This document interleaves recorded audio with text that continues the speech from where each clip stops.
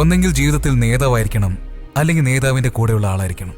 അതുപോലെ ഒന്നെങ്കിൽ ധനികനായി ജനിക്കണം, അല്ലെങ്കിൽ പാവപ്പെട്ടവനായി ജനിക്കണം. ഇതിനിടയിലുള്ളതാണ് മിഡിൽ ക്ലാസ്, അതും ലോവർ മിഡിൽ ക്ലാസ്.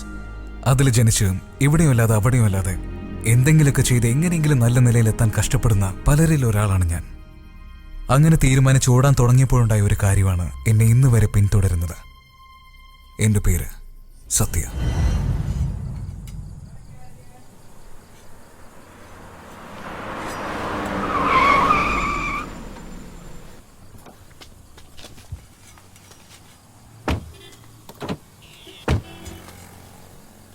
കഴിച്ചിട്ട് പോയാലോ?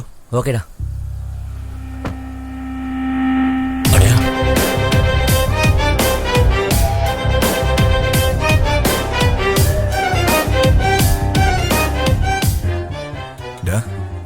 അവന്മാര് നല്ല പൂസിലുള്ള, നമുക്ക് അവന്മാരുടെ വണ്ടി പൊക്കിയാലോ?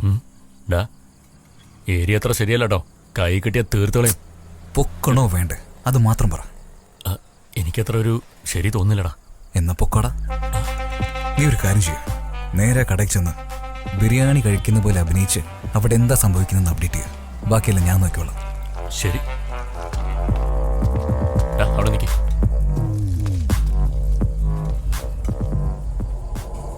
ചേട്ടാ, ഒരു ചിക്കൻ ബിരിയാണി.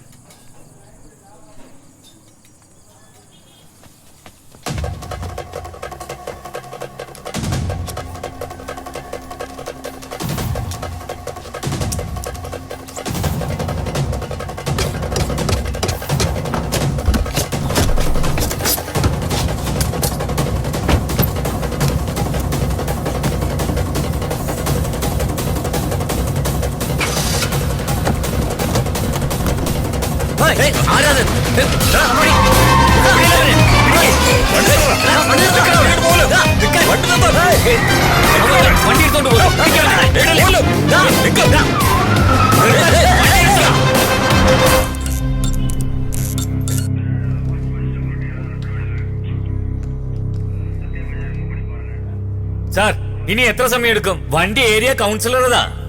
കംപ്ലൈന്റ് എന്നിട്ട് എഫ്ഐആർ പോലും എന്താ ഇടാത്തത്? പിന്നെ എന്താ സാറേ, പിന്നെ സാറ് കംപ്ലൈന്റ് എടുക്കുമ്പോഴേക്ക് എന്റെ വണ്ടി ബോർഡർ കിടക്കും. സാറ് കൂസലില്ലാതിരുന്ന് ഐസ്ക്രീം കഴിച്ചോണ്ടിരിക്ക. സാറേ, എന്റെ അച്ഛൻ ഇപ്പൊ തന്നെ ഭയങ്കര കലിപ്പില്ല. ഞാൻ ഐസ്ക്രീം കഴിച്ചാ നിന്റെ അച്ഛൻ എന്തിനാണ് കലിപ്പാവുന്നത്? സാർ, പ്രശ്നം എന്താണെന്ന് അറിയാതെ സംസാരിക്കരുത്. ആദ്യം ഞങ്ങളെ കംപ്ലൈന്റ് എന്താന്ന് നോക്ക് സാറേ. ഭയങ്കര ദേഷ്യത്തിലാണല്ലോ. ആ ഇതെന്താ? എന്താ എടാ, നിന്റെ വണ്ടിയുടെ ആർ സി ബുക്കാടാ അത്. സാറേ, ഇത് എന്റെ വണ്ടിയുടെ ആർ സി ബുക്കാ. കൗൺസിലറുടെ മോനാണെങ്കിൽ ഡ്യൂ അടയ്ക്കണ്ടേ? 8 മാസം ഡ്യൂ അടച്ചില്ലെങ്കിൽ വണ്ടി എടുത്തോണ്ട് പോവാതെ കഴുകിത്തരുന്ന് കരുതിയോ? അവൻ ഇൻഫോം ചെയ്തിട്ട് തന്നെ എടുത്തോണ്ട് പോയത്. കള്ളത്തരം മുഴുവനും കാട്ടിക്കൂട്ടിട്ട് വണ്ടി കാണുന്നില്ലെന്നും പറഞ്ഞു വന്നിരിക്കുന്നു.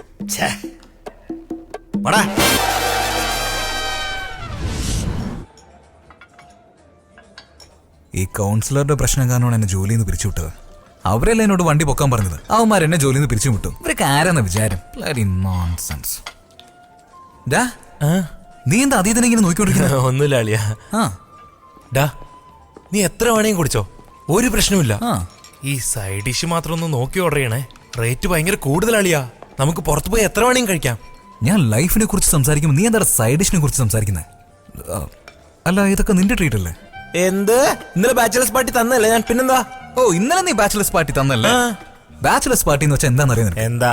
ഞാൻ ബാച്ചിലർ ആയിട്ടുള്ളത് വരെ നീ എനിക്ക് പാർട്ടി തരണം. അതാണ് ബാച്ചിലേഴ്സ് പാർട്ടി. നിനക്കോസിൽ കുടിക്കാൻ പലതരം സ്കീം ഇടുമല്ലേ നീ? പോയി പണിയോക്കടാ. എന്തുവാണ് ഇങ്ങനെയൊക്കെ പറയുന്നത്? ഒരു മാസം എനിക്ക് എത്ര കമ്മിറ്റ്മെന്റ്സ് ഉണ്ടെന്ന് അറിയൂ? ഓരോ മാസം EMI കെട്ടണം, പിന്നെ ഓരോ മാസം ഡ്യൂ കെട്ടണം. തലയ്ക്കകത്ത് ഭയങ്കര പ്രഷറാടാ. മര്യാദയ്ക്ക് തിങ്ക് ചെയ്യാൻ പോലും പറ്റുന്നില്ല. ഞാൻ നിന്നോട് എത്ര കാലമായിട്ടാ പറയുന്നത് എനിക്കൊരു ട്രാവൽസ് തുടങ്ങണമെന്ന്? എന്തെങ്കിലും ഒരു ഐഡിയ നീ പറയുന്നുണ്ടോ? ഒരു ലോണെങ്കിലും വാങ്ങിക്കാന്ന് വിചാരിച്ചാ ഈ ബാങ്കുകാർ നമുക്ക് മാത്രം ഒരു ഒറ്റ ലോൺ പോലും തരത്തില്ല. ഇപ്പൊ എന്താ വേണ്ടേ? ട്രാവൽസ് ഇടണം, അത്രയല്ലേ ഉള്ളൂ. ടെൻഷൻ അടിക്കണ്ട, ഞാൻ ഒരാളെ കണ്ടുവച്ചിട്ടുണ്ട്. ആരാടാ? അവന്റെ ഫ്രണ്ട് ഒരാള് ഡോക്യുമെന്റ്സ് ഒന്നും ഇല്ലാതെ ലോൺ റെഡിയാക്കി തരുത്ര. അങ്ങനെ ഒരുപാട് പേരെ സഹായിച്ചിട്ടുണ്ടെന്നാ കേട്ടത്. അവനിങ്ങോട്ട് വരുന്നുണ്ടെന്നാ തോന്നുന്നേ. നമുക്ക് നേരിട്ട് പോയി സംസാരിച്ച് ഒക്കെ സോൾവ് ചെയ്ത് കളയാം. ഡോക്യുമെന്റ്സ് ഇല്ലാതെ തരുവാടാ? ഞാനൊക്കെ സംസാരിച്ച് വെച്ചിട്ടുണ്ട്. ബാങ്കുകാർ നമുക്ക് ലോൺ തന്നില്ലെന്ന് വെച്ചോ, ഇയാൾ ആരെങ്കിലും ഒക്കെ തേടി പിടിച്ച് നമുക്ക് അമൗണ്ട് റെഡിയാക്കി തരും. അതിരിക്കട്ടെ, നിനക്ക് ക്യാഷ് ആയിട്ട് കിട്ടിയ ഓക്കെ ആണോ? ക്യാഷ് ആയിട്ട് കിട്ടിയ ഓക്കെ ആണോന്നോ? ആ ക്യാഷിന്റെ കൈ കിട്ടിയാണ്ടല്ലോ, ആ ക്യാഷിൽ 2 ഇന്നോവ കാർ ഞാൻ വാങ്ങിച്ച് ആ ഇന്നോവ കാറിന്റെ ബുക്ക് എടുത്ത് പണയം വെച്ച് അതിൽ വരുന്ന കാശ് വെച്ച് 2 കുട്ടി കാറുകൾ വാങ്ങിച്ച് അതും പണയം വെച്ച് നമുക്ക് കടയുടെ അഡ്വാൻസ് കൊടുക്കാടാ. അപ്പൊ അവസാനം വരെ നീ കയ്യിന്ന് കാശ് ഇറക്കില്ലല്ലേ? അതെന്താണ് അങ്ങനെ പറഞ്ഞ? നിനക്കും ചേർത്തല്ലേ പറയുന്നേ? വേണ്ട എന്റെ അമ്മേ, എന്നെ അങ്ങ് വിട്ടേക്ക്. എനിക്ക് ഈ പണിയൊന്നും ശരിയാവില്ല. അതെ, കല്യാണത്തിന് വേണ്ടി കുറച്ച് കാശ് കടം വാങ്ങിയിട്ടുണ്ട്. നിന്റെ കയ്യിൽ ക്യാഷ് കിട്ടിയതിന് ശേഷം പറ്റുമെങ്കിൽ ഒരു റൊട്ടേഷന് തന്നാ മതി അളിയാ. റൊട്ടേഷനോ? നിന്റെ പോക്ക് അത്ര ശരിയില്ലല്ലോ. നിന്നെ ഞാൻ പിന്നെ നോക്കണം. അതെ അതെ, നിന്റെ പോക്ക് ശരിയാണല്ലോ.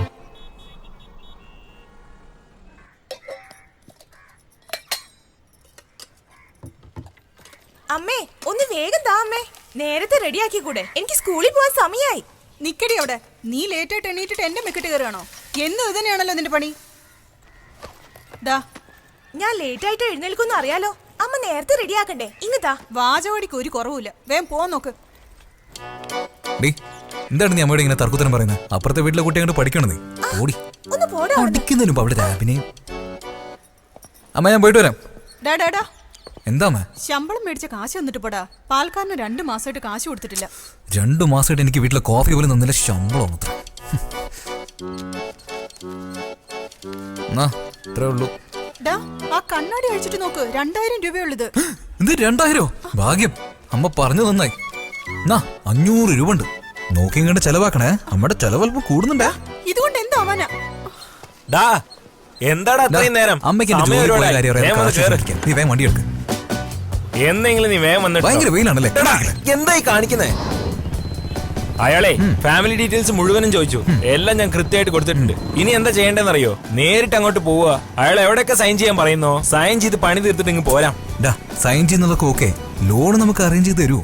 അതെന്താ അങ്ങനെ ചോദിച്ചാളഞ്ഞേ? നമ്മളെ അയാൾ വിശ്വസിച്ചാൽ മാത്രം മതി, പണി തീർന്നു. അയാളുടെ അടുത്ത് ലോൺ വാങ്ങിയ പലരും ഒന്നും നല്ല നിലയിലാടാളിയാ. അതുപോലെ നമുക്ക് സെറ്റിൽ ആവണം. നമ്മൾ അയാൾക്ക് തിരിച്ച് ലോൺ കൊടുക്കുന്ന തരത്തിൽ സെറ്റിൽ ആവണടാ. എന്താടാ അത്? എടാ റേവനടാ, ഒരു പെൺകുട്ടി ഗിഫ്റ്റ്. എന്താടാ ഇതൊക്കെ ഇട്ടുകൊണ്ട് പോയാൽ അയാൾ നമുക്ക് ലോൺ തരില്ല. നമ്മളെ അങ്ങോട്ട് കൊടുക്കേണ്ടി വരിക.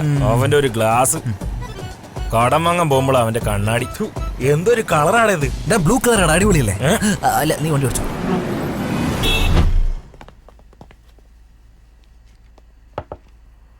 സാർ, സാർ ഞാൻ ഞാൻ വിളിച്ചിരുന്നല്ലോ. വരൂ. വാടാ. സാർ, ഞാൻ ഇവന് വേണ്ടിയിട്ടാ സാറിന് ഫോണിൽ വിളിച്ച് സംസാരിച്ചത്. സാർ, ഞങ്ങൾ സ്വന്തമായിട്ട് ഒരു ട്രാവൽസ് തുടങ്ങാന്ന് പ്ലാൻ ചെയ്യണം സാർ. ബാങ്കിൽ ലോൺ ചോദിച്ചപ്പോൾ റെക്കമെൻഡേഷൻ, IT ഫയൽ ചെയ്തൊരു റെക്കോർഡ്, ആധാർ കാർഡ് ലിങ്ക് ചെയ്യുന്നതൊക്കെ ചോദിച്ചു ഭയങ്കരമായിട്ട് കൺഫ്യൂസ് ചെയ്യാണ് സാർ. ഒന്നും സെറ്റായില്ല. അതുകൊണ്ടാണ് സാറിൻ്റെ അടുത്ത്. ഇങ്ങനെയാണ് സഹോദര, പ്ലാൻ ചെയ്ത് മോഷ്ടിക്കുന്നവന് 5000 കോടി 6000 കോടി എന്ന് കൊടുക്കും. ന്യായമായിട്ട് അധ്വാനിക്കുന്നതിന് 10 പൈസ പോലും കൊടുക്കില്ല. അയ്യോ സാറേ, ഇവനാൾ സാറ് വിചാരിക്കുന്ന പോലെയല്ല. ടൈമിന് കൃത്യമായിട്ട് ജെന്യൂനായിട്ട് പേ ചെയ്യും സാർ. ഓൾറെഡി കസ്റ്റമേഴ്സിനെ റെഡിയാക്കി വെച്ചിട്ടുണ്ട് സാർ. ഞാൻ നിങ്ങളെ പറ്റിയല്ല, നാട്ടു നടപ്പാ പറഞ്ഞ്. നിങ്ങളെ കണ്ടിട്ട് നല്ല പിള്ളേരെ പോലെ ഉണ്ട്. അതുകൊണ്ടാണ് നിങ്ങളോട് വരാൻ പറഞ്ഞ്. ഒന്നുമില്ലാതെ വലിയ തുക വാങ്ങാന്ന് വെച്ചാൽ എളുപ്പമുള്ള കാര്യമല്ല. നമ്മൾ കരുതി കൂട്ടി ആരെയും പറ്റിക്കുന്നവരല്ല. പക്ഷേ ചില ടെക്നിക്കൽ എസ്കേപ്പ് പോയിന്റ്സ് ഉണ്ട്. ലോൺ വാങ്ങിയതിനു ശേഷം കമ്മീഷനൊക്കെ മര്യാദയ്ക്ക് സാർ, അതൊക്കെ കൃത്യമായിട്ട് തന്നേക്കാം സാർ. കൈ നീട്ടി കാശ് മേടിച്ചതിന് ശേഷം പിന്നെ കമ്മീഷൻ ഇല്ല, അതൊക്കെ കറക്റ്റ് ആയിട്ട് തന്നേക്കാം സാർ. ഇനി നേരെ കാര്യത്തിലേക്ക് വരാം.